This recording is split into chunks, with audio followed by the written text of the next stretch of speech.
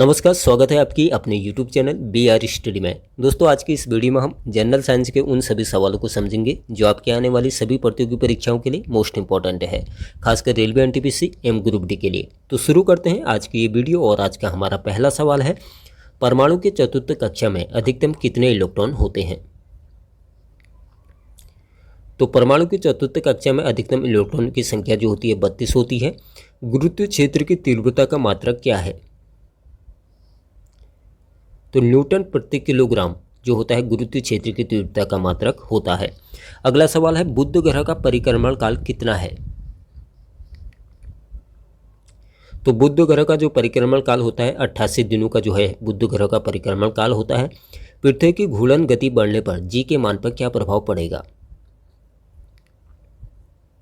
तो पृथ्वी की घूर्णन गति बढ़ने पर जी का मान जो होता है कम हो जाता है, यानी कि इसका जो है मान जो है घटेगा।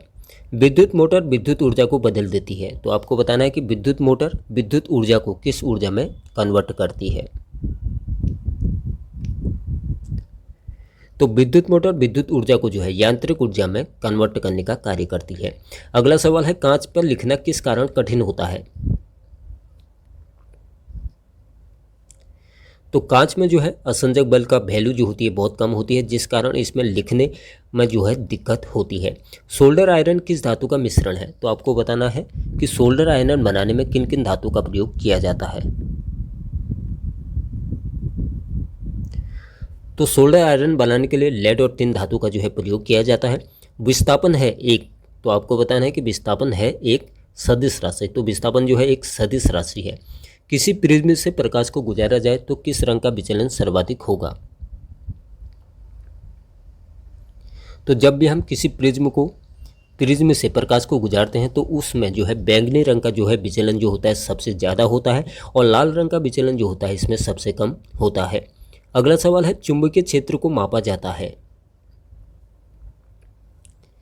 तो फ्लैक्सोमीटर की सहायता से जो है चुंबकीय क्षेत्र को मापा जाता है। अगला सवाल है, ब्रॉन्ज में टिन का प्रतिशत कितना होता है?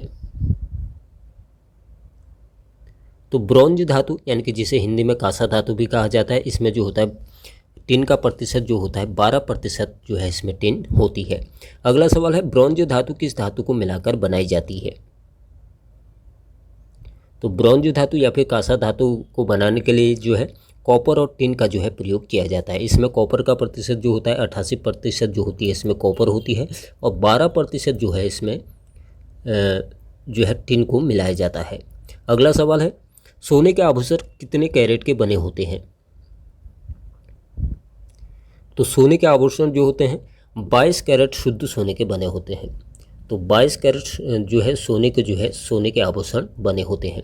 अगला सवाल है, स्वस्थ गाय के दूध का रंग किस कारण पीला होता है? तो कैरोटीन के कारण जो है स्वस्थ गाय के दूध का रंग जो होता है हल्का पीला देखने को मिलता है। अगला सवाल है, दूध में कौन सा प्रोटीन पाया जाता है? तो दूध में जो है कैसिन प्रोटीन जो है हमें देखने को मिलता है, और इसके अलावा जो है वह नाम का प्रोटीन भी जो है दूध में पाया जाता है, लेकिन इसकी मात्रा जो होती है दूध में बहुत कम होती है। लगभग 20% के आसपास जो है दूध में जो है वह की मात्रा होती है, और कैसिन प्रोटीन की मात्रा जो होती है दूध में 80% जो है इसमें कैसिन प्रोटीन होता है। और इस कैसिन प्रोटीन का पाचन जो होता है रेनिन एंजाइम के द्वारा होता है। अगला सवाल है, सबसे ज़्यादा प्रकाश संश्लेषी क्रियाकलाप प्रकाश के कौन से रंग में होता है? तो प्रकाश के नीला और लाल रंग में सबसे ज़्यादा प्रकाश संश्लेषी जो है क्रियाकलाप देखने को मिलता है।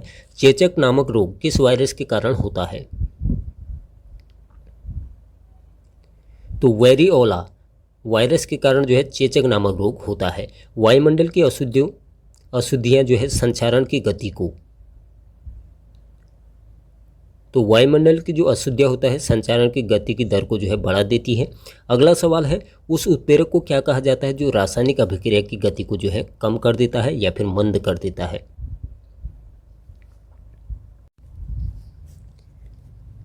तो ऋणात्मक उत्प्रेरक जो होता है रासायनिक अभिक्रिया की गति को जो है मंद कर देता है या फिर कम कर देता है। अगला सवाल है, आर्गन का परमाणु क्रमांक कितना होता है? तो आर्गन का जो परमाणु क्रमांक होता है वो 18 होता है। अगला सवाल है, फिसलन भरी सड़कों पर चलना मुश्किल क्यों होता है? तो फिसलन भरी सड़कों पर जो है कम घर्षण होता है, जिस कारण उस पर चलना मुश्किल या फिर कठिन होता है। अगला सवाल है, समय में परिवर्तन की दर किसके बराबर होती है? तो समय में परिवर्तन की दर जो होती है आवेग के बराबर होती है। अगला सवाल है, घरों में प्रयुक्त होने वाले टीवी के रिमोट में किन किरणों का प्रयोग किया जाता है? तो हमारे घरों में टीवी के रिमोटों में जो है अवरक्त किरणों का जो है प्रयोग होता है। पृष्ठ तनाव या फिर सरफेस टेंशन किस बल के कारण उत्पन्न होता है? तो संसंजक बल के कारण जो है पृष्ठ तनाव या सरफेस टेंशन का बल जो है उत्पन्न होता है। पानी की बूंदें किस कारण गोल शेप ले लेती है? तो संसंजक बल की अधिकता के कारण जो है पानी की बूंदें जो होती है गोल शेप ले लेती है। इंफ्रासोनिक तरंगों का आवृत्ति कितनी होती है? तो आपको बताना है कि इंफ्रासोनिक जो तरंग होती है उनकी आवृत्ति या फ्रीक्वेंसी कितनी होती है। तो इंफ्रासोनिक तरंगों की आवृत्ति या फ्रीक्वेंसी जो होती है 20 हर्ट्ज से कम जो है इनकी फ्रीक्वेंसी होती है। बैलिस्टिक मिसाइल किसका एक उदाहरण है? तो हाइपरसोनिक का जो है बैलिस्टिक मिसाइल एक उदाहरण है। परमाणु के नाभिक में उपस्थित प्रोटॉन और न्यूट्रॉनों की संख्या का योग कहलाता है। तो परमाणु के नाभिक में उपस्थित प्रोटॉन और न्यूट्रॉन की संख्या का योग जो कहलाता है द्रव्यमान संख्या जो है इनका योग कहलाता है। अगला सवाल है, प्रकाश का तरंग दैर्ध्य किस में मापा जाता है? तो एंगस्ट्रॉम में जो है प्रकाश का तरंग दैर्ध्य को जो है मापा जाता है। अगला सवाल है, कौन सी धातु जो कमरे के तापमान पर द्रव अवस्था में होती है? तो मरकरी जो है कमरे के सामान्य तापमान पर जो है द्रव अवस्था में देखने को मिलती है। अगला सवाल है, आधुनिक आवर्त सारणी में आवर्तों की संख्या कितनी है?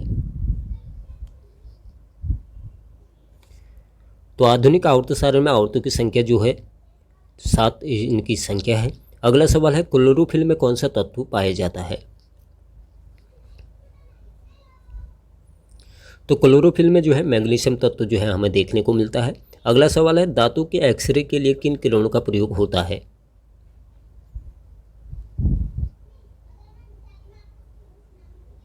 तो धातु के एक्सरे या फिर हड्डियों के एक्सरे के लिए जो है मुख्य रूप से जो है एक्स किरणों का प्रयोग किया जाता है। अगला सवाल है, गर्मी के दिनों में घड़ी सुस्त क्यों हो जाती है? तो आवर्तकाल बढ़ जाने के कारण जो है गर्मी के दिनों में जो है दिन की लंबाई बढ़ जाती है, जिस कारण घड़ी जो होती है सुस्त या फिर लेट हो जाती है। पानी को गर्म करने के लिए किस ऊष्मा का प्रयोग किया जाता है?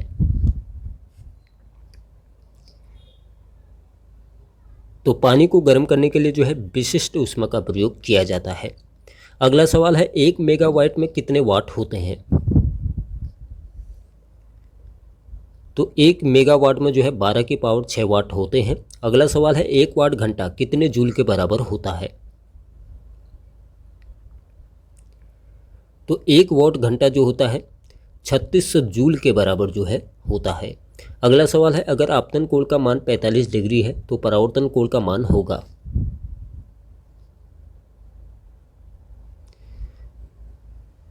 तो परावर्तन कोण का मान जो है वो भी 45 डिग्री होगा, क्योंकि आपतन कोण जो होता है परावर्तन कोण के बराबर होता है। गैसों और अणुओं की गति किस तापमान पर शून्य हो जाती है? तो -273 डिग्री पर जो है गैसों और अणुओं की गति का तापमान जो है शून्य हो जाता है। अगला सवाल है, वरुण ग्रह का परिक्रमण काल कितना है? तो वरुण ग्रह का जो परिक्रमण काल होता है वो 165 दिन का होता है। तो दोस्तों ये थे आज के कुछ मोस्ट इंपॉर्टेंट सवाल। आशा है आज की वीडियो आपके लिए यूजफुल रही होगी। मिलते हैं अपने अगले वीडियो के साथ, तब तक के लिए जय हिंद।